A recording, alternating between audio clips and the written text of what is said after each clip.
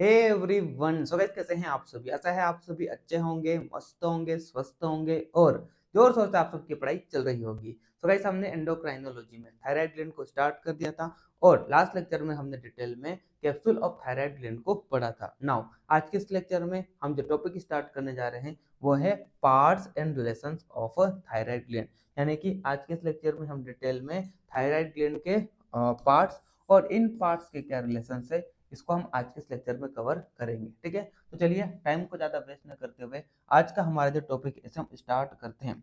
So guys, जैसे कि आप सभी जानते हैं thyroid gland is an H shaped gland. Thyroid gland is an H shaped gland. कुछ इस तरह से थायराइड ग्लैंड क्या है? Thyroid gland is an H shaped gland having two lobe having two lobes, and these two lobes connected with each other with the help of short band which is known as isthmus। ठीक है, तो देखिए यहाँ पर आपको ये जो short band दिखाई दे रहा है, this short band is known as isthmus, and with the help of this isthmus these two lobe connected with each other।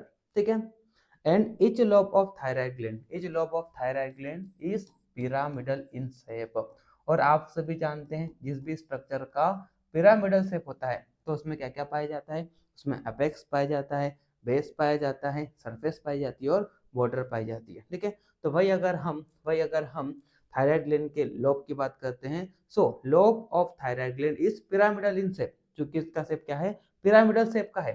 तो इसमें क्या क्या पाया जाएगा? इसमें अपेक्स पाया जाता है, ठीक है, विच इज डायरेक्टेड अपवर्ड। इसमें बेस पाया जाता है विच इज डायरेक्टेड डाउनवर्ड, है ना।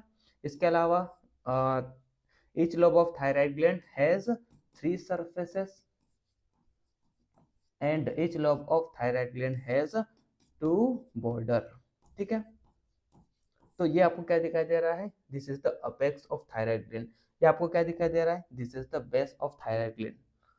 सरफेस और बॉर्डर को समझने के लिए आप क्या करिए, आप थायराइड ग्लैंड के ट्रांसवर्स सेक्शन को देखिए। ठीक है, तो चलिए इस डायग्राम में देखिए आप। इस डायग्राम में ये जो डायग्राम आपको दिखाई दे रहा है इसमें थायराइड ग्लैंड कहाँ है? तो ये रही, this is what, this is the thyroid gland, है ना। और ये क्या है? थायराइड ग्लैंड का ट्रांसवर्स सेक्शन है ना।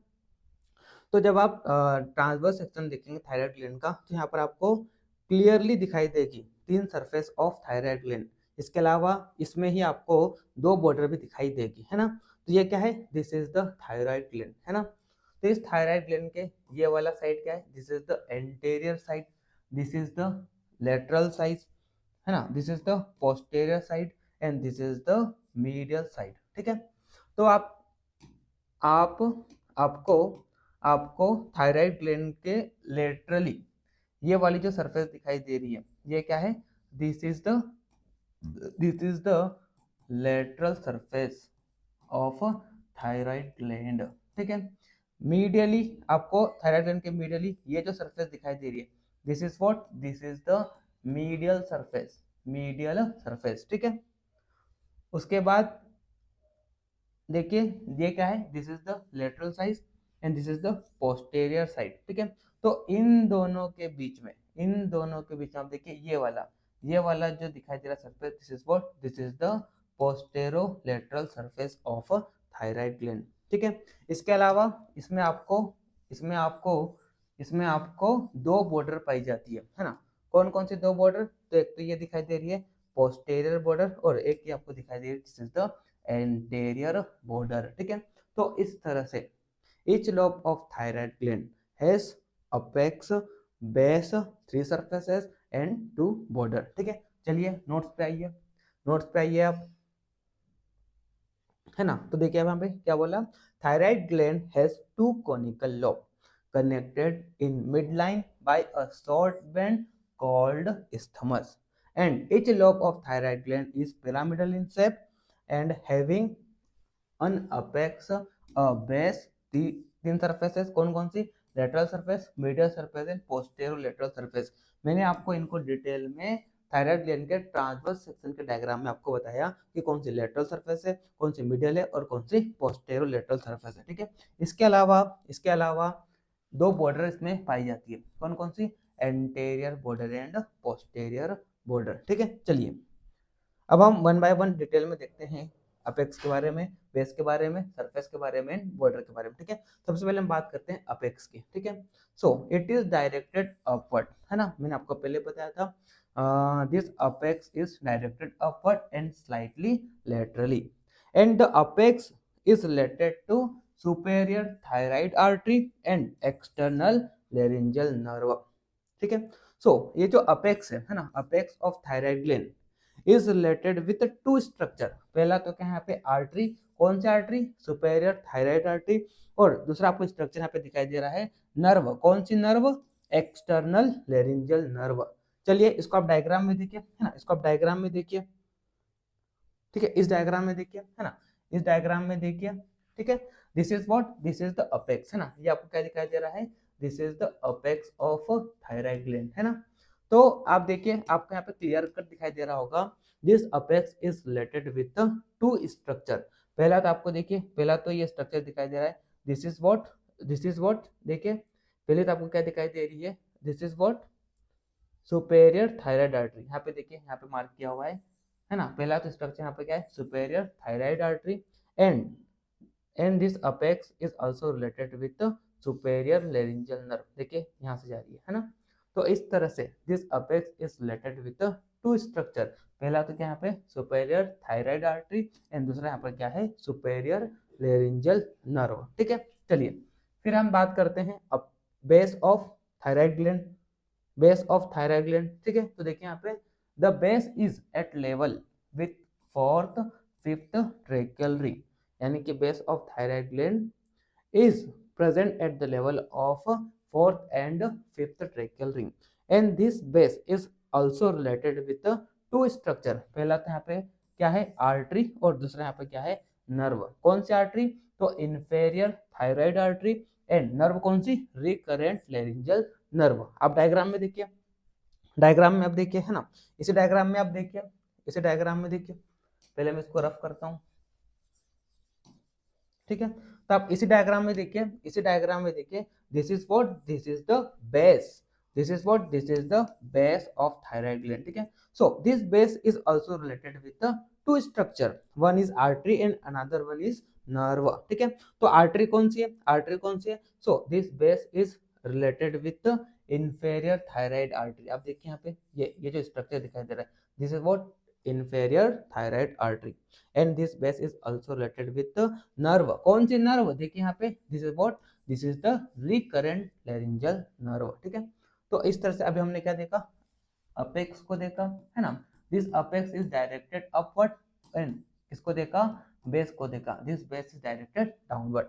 अपेक्स की बात करते हैं, this apex is related with two structure, कौन कौन से, superior thyroid artery and superior laryngeal nerve. अगर हम बेस की बात करते हैं तो base is also related with two structure, कौन कौन सा, देखिए यहाँ पे ये क्या है, एक इंफेरियर थायराइड आर्टरी और दूसरा आपको यहाँ पे क्या दिखाई दे रहा है, रिकरेंट लेरिंजियल नर्व। ठीक, चलिए अब हम बात करते हैं, अब हम बात करते हैं सरफेसेस के बारे में। ठीक है,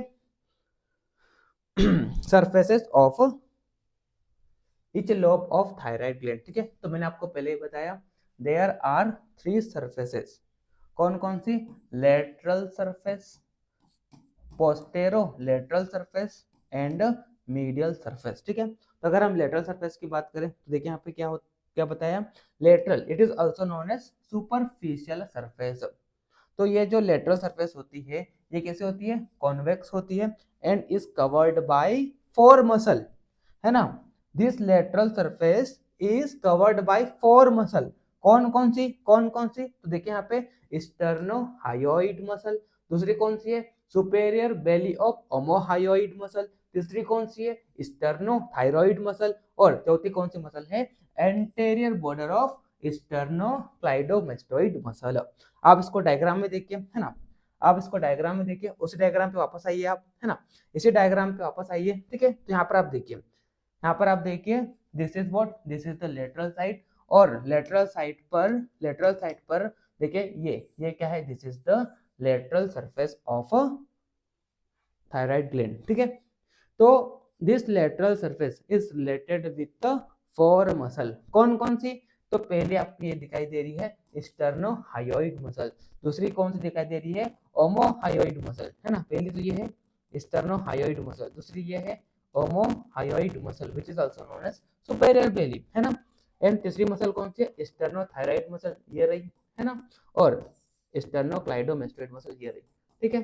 तो इस तरह से lateral surface of thyroid gland is related with the four structure या four muscle, sternohyoid muscle, omohyoid muscle, sternothyroid and sternocleidomastoid muscle, ठीक है। आई होप आपको समझ में आया होगा। मैं आपको विथ डायग्राम सारी चीजें बता रहा हूँ, है ना, ताकि आपको आसानी से समझ में आ जाए और आपको चीजें सामने दिखे, आपको रटना ना पड़े, इसलिए मैं आपको विथ डायग्राम सारी चीजें बता रहा हूँ, ठीक है। एक बार फिर बता देता हूँ, this is what, this is the lateral surface and this lateral surface is related with the four muscle, sternohyoid muscle, omohyoid muscle, sternothyroid muscle and sternocleidomastoid muscle, ठीक। चलिए फिर आगे बढ़ते हैं, है ना, ठीक है। इसको मैं थोड़ा रफ कर देता हूँ एक बार, ताकि अगली चीज हम यहाँ से समझे आसानी से। चलिए अब हम बात करते हैं, है ना, नेक्स्ट सरफेस कौन सी है, नेक्स्ट इज मीडियल सरफेस, ठीक है। So this medial surface is related with two tubes, कौन कौन से, तो पहला तो है ट्रेकिया एंड दूसरा ट्यूब है इसोफेगस, ठीक है।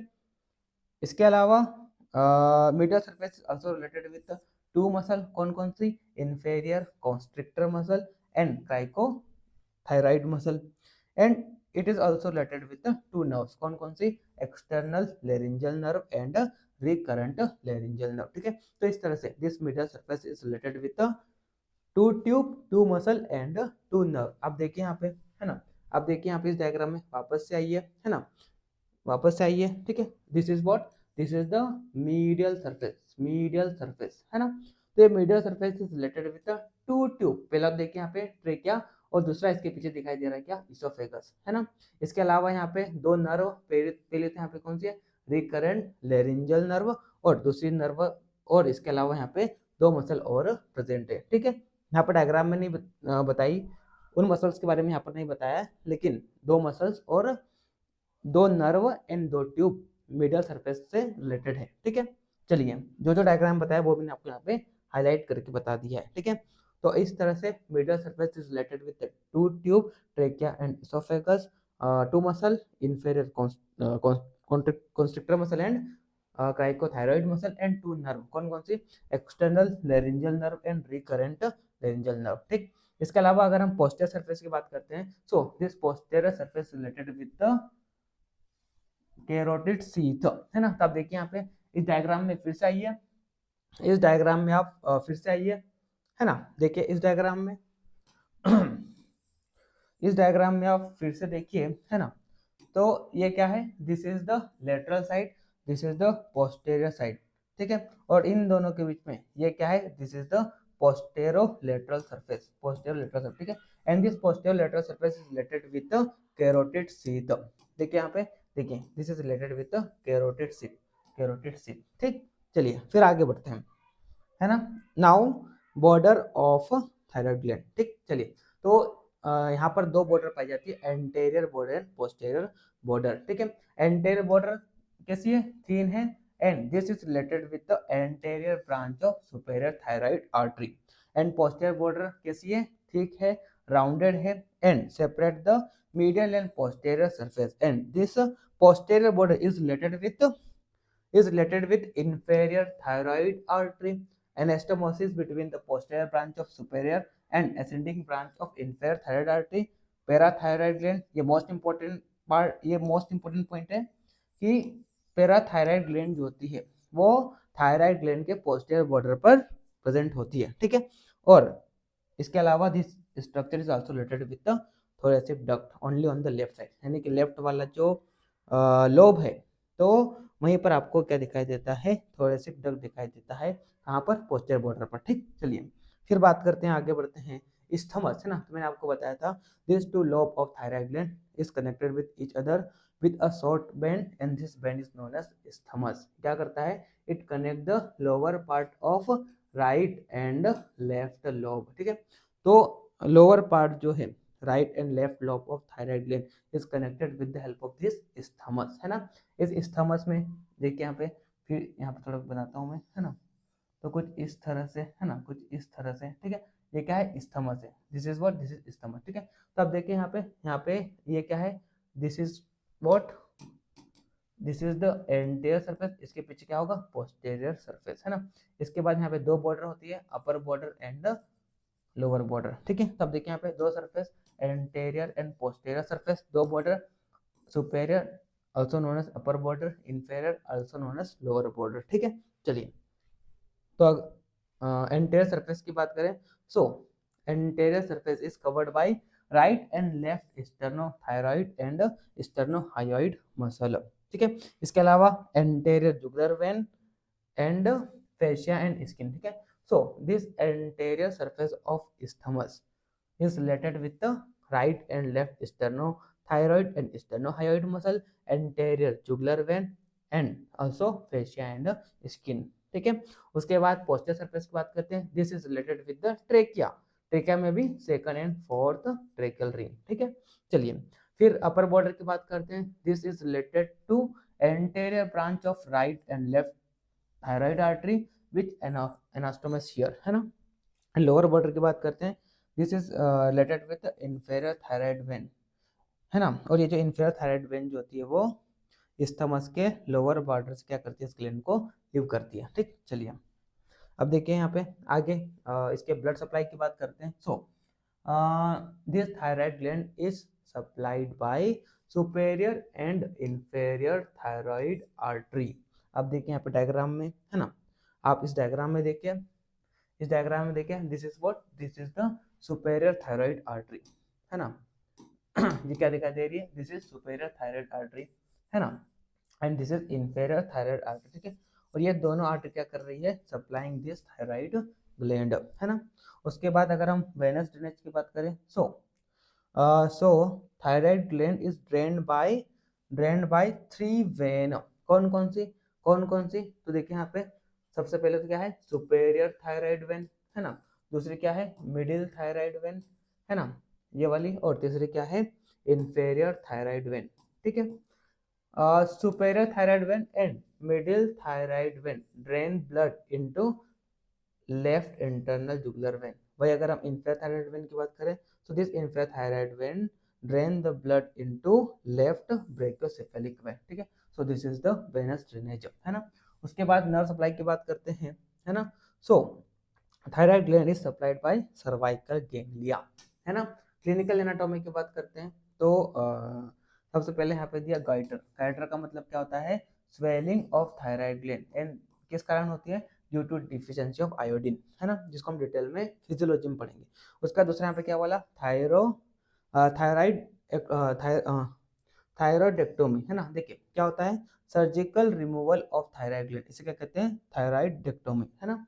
इसमें क्या होता है, थायराइडेक्टोमी यानी कि जब क्या करते हैं, थायराइड ग्लैंड को सर्जरी के दौरान, मतलब थायराइड ग्लैंड को सर्जरी के द्वारा बॉडी से बाहर निकालना, इसे क्या कहते हैं, थायराइडेक्टोमी, है ना। तो जब ऐसा करते हैं तो इसका जो पोस्टेरियर बॉर्डर है उसको छोड़कर पूरी ग्लैंड को बाहर निकाल दिया जाता है।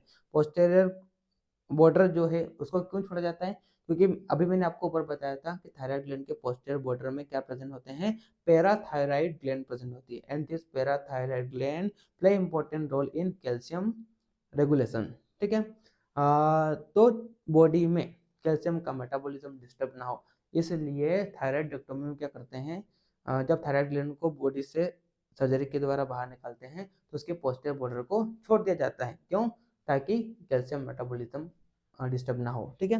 अब आगे देखिए यहाँ पे, आगे यहाँ पे एक और बोला हाइपोथायराइडिज्म, तो इस कारण क्या होता है, मेल में क्रिटिनिज्म होता है, और सॉरी इन्फेंट्स में क्या होता है, इनके जो बच्चे होते हैं उसमें क्रिटिनिज्म होता है, और जो एडल्ट होते हैं उसमें अगर मान लो हाइपोथायराइडिज्म होता है तो मिक्स एडिमा की प्रॉब्लम होती है, जिसको हम डिटेल में फिजियोलॉजी में पढ़ेंगे कि क्या होता है और कैसे होता है, ठीक है। चलिए, तो इस तरह से आज के इस लेक्चर में हमने क्या किया, थायराइड ग्लैंड को पूरा कंप्लीट कर दिया। आई होप आपको लेक्चर समझ में आया होगा। फिर भी अगर आपको किसी प्रकार कोई डाउट है तो आपके पास मेरे नंबर है, आप मेरे को कांटेक्ट कर सकते हैं। मिलते हैं नेक्स्ट लेक्चर में, तब तक के लिए okay bye, see you again.